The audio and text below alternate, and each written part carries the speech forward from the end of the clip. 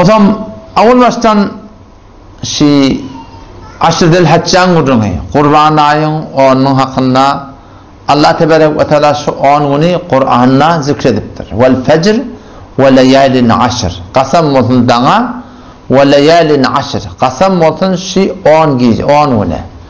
10 gece. Şu 10 gece günlerden maksud şi aşırı haccan gurduğunu. Kurban ayın avvalki 10 günü. Yani Kurban ayı keşfat doğulu.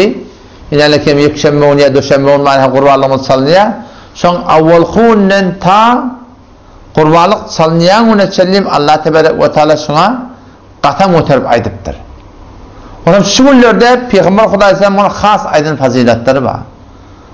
Peygamber Aleyhisselam bir hadisi mefhumuna geliyor ki Resulullah sallallahu aleyhi ve sellem aydıptır.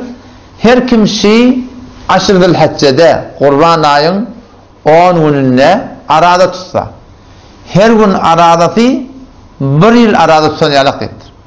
Ve şu geceler ki ve leyalin aşır 10 gece.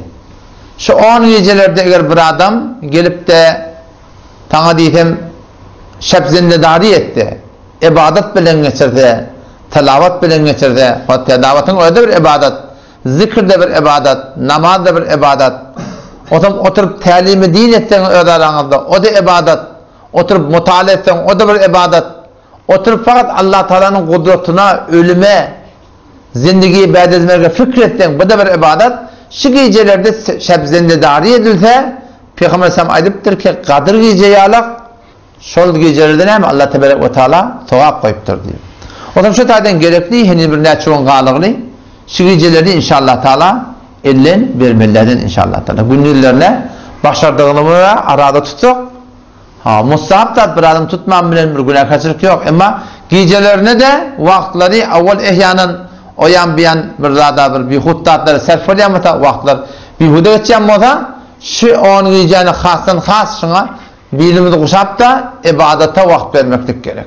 Elbette bizim Türkmençiliğimizde umum ibadet değil ne şu dine namaz okuyulmalı mukadiliye da. Belki ibadete vakt vermeliyle ne şu Allah Tebarek ve Teala bilen taalluk tapmadan süreyim. Haysi bir zadi etsek bir de şu sırahaten ibadet bol düşer. Şu geceden ferezen oturup da var mutala etsen şu gecelerde Kur'an'dan, sünnetten. Ya sen aytsam ki oturup da var fakat zikredip otursan. Ya fakat fikredip otursan. Ya şuna mesela telavat edip otursan. Hem ne var ibadet böyle. Şu zaten ne kadar gerçekli ki şu gecelerde hatta şu Kadir gecede Kadir gecenin ödünde de adam her bir ibadetten ne metin öz sehmin altında. Fakat bir ibadete biz meşgul olmayalım.